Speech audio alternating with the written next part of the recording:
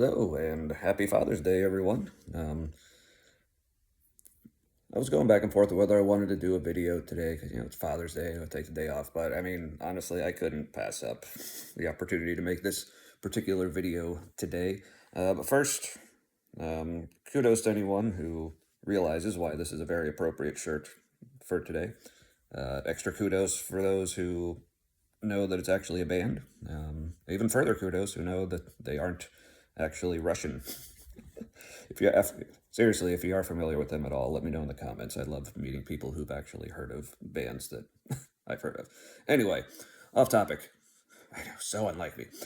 Speaking of so unlike me, today I'm trying something a little different. Because I know a lot of my videos before get kind of rambly and end up being longer than I intend for them to be. So I'm trying to follow a little outline. So if you see me looking down here, I got a little bullet points here on my iPad here that I'm looking through, so bear with me, we'll see how this goes.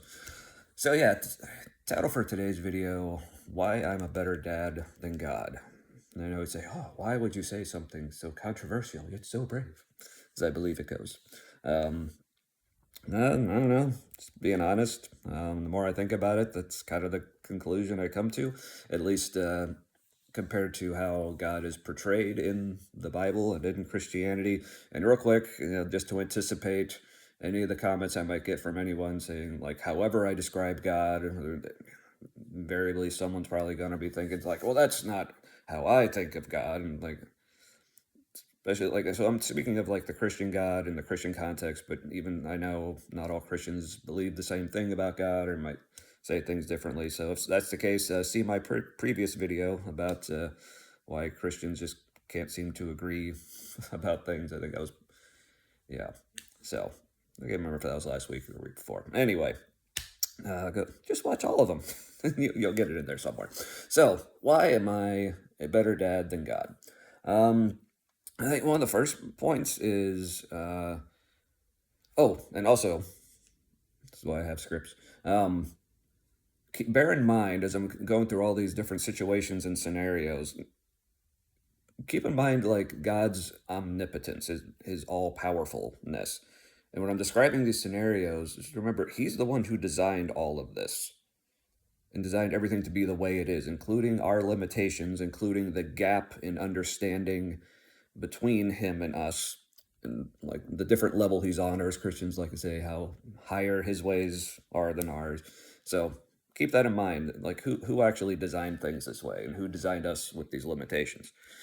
So one of the first ways, and this is something I think a lot of people talk about when they're criticizing Christianity, is the lack of clarity in the communication. Because you think, like, in a lot of Christianity, what's the primary way that God has communicated with us, at least allegedly, and that's the Bible.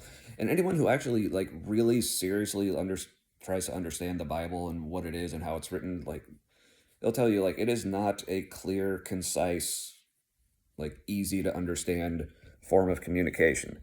So, like, especially for a message of such importance, like literal eternal importance for our very souls, if I had something that important to tell my kids, first of all, I would just tell them each individually, like, as often as it took. I wouldn't just basically just write a letter or pamphlet for them once and just give it to them and be like, all right, that's all I wanted to say to you.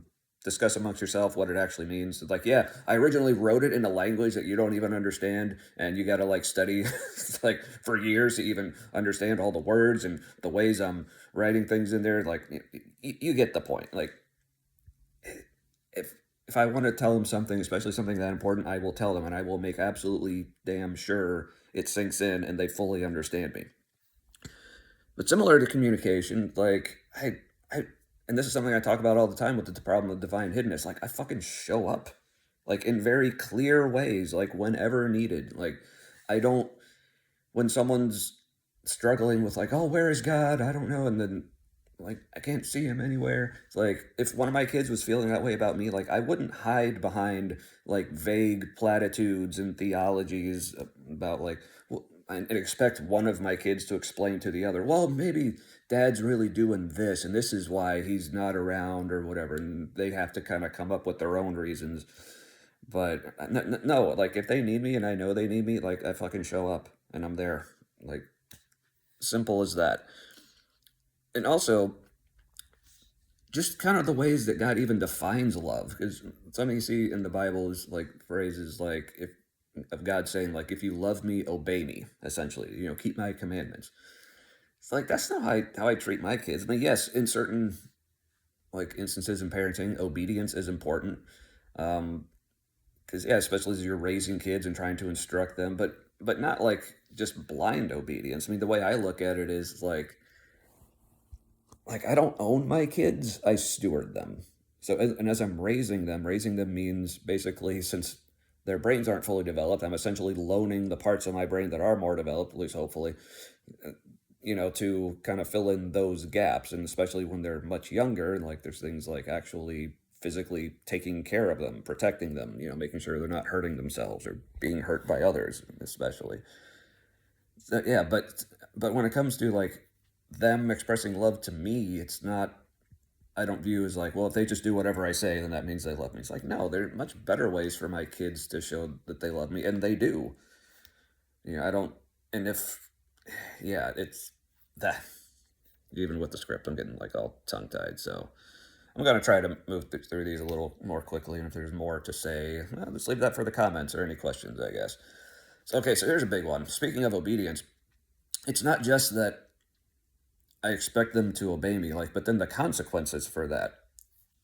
And you can probably see and guess where I'm going with this. Like, at no point in me like giving them parameters and like saying, okay, you must do this, and if not, this will happen. Like, at no point am I ever even considering punishment to the level of, oh, and I will make sure you're tortured for eternity.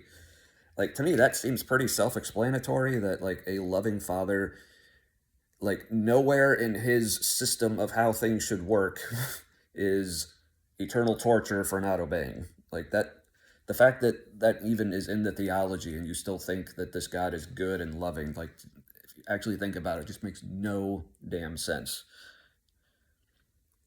And and speaking of, and as far as like what I do demand from my children, it's like I don't demand, in addition to not just demanding obedience, like I don't demand worship.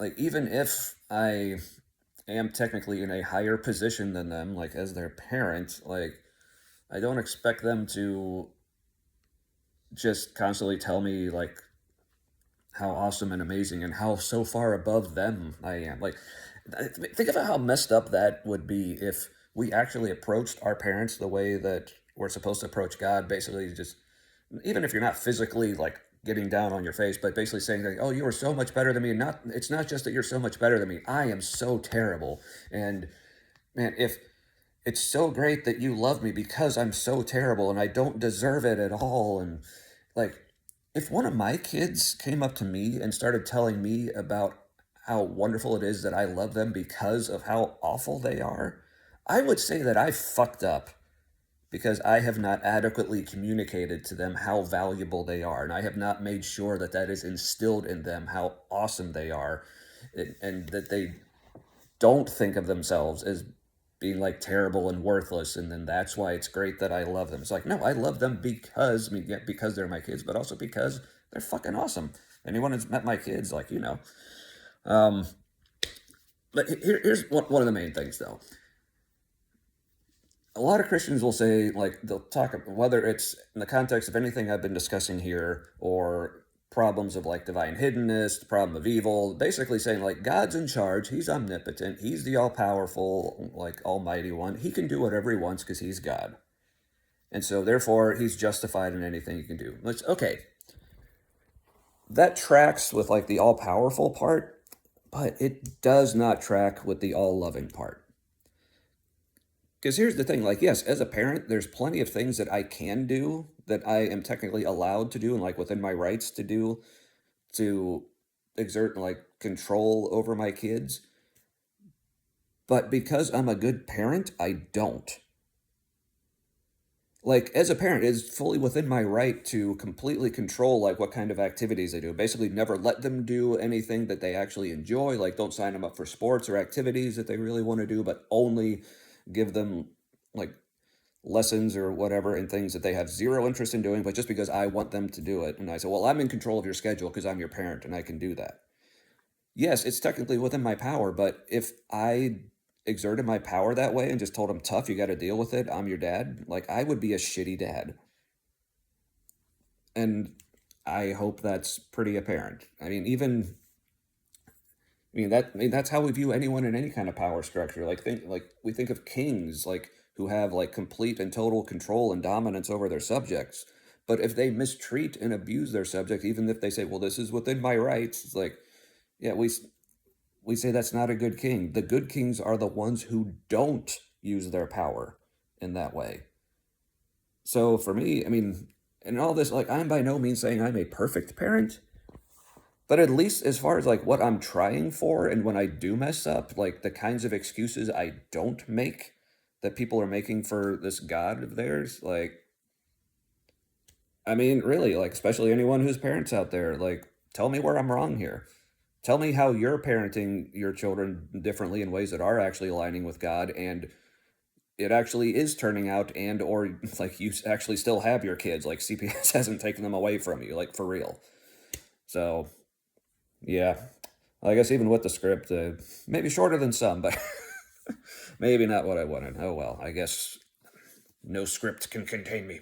Anyway, or outline or whatever it was. All right, so yeah, as always, those are my thoughts. I'd love to hear yours. Yeah, let me know where you think I'm off base or where you agree, whatever. And happy Father's Day out there to all the fathers, even mine, even though I'm not sure if he'll ever watch this, but he actually is a good dad. So always appreciate that. All right, take care, everyone.